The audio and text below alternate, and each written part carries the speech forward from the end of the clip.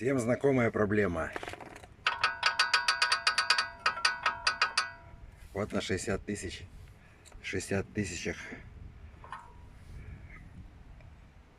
колодки начали греметь.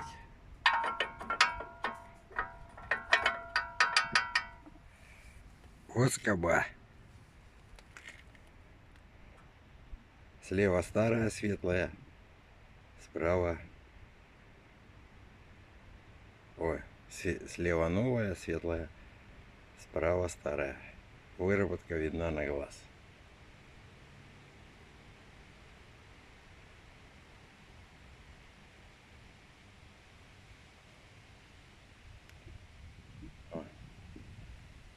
Так зачем колхоз делать, если можно нового купить?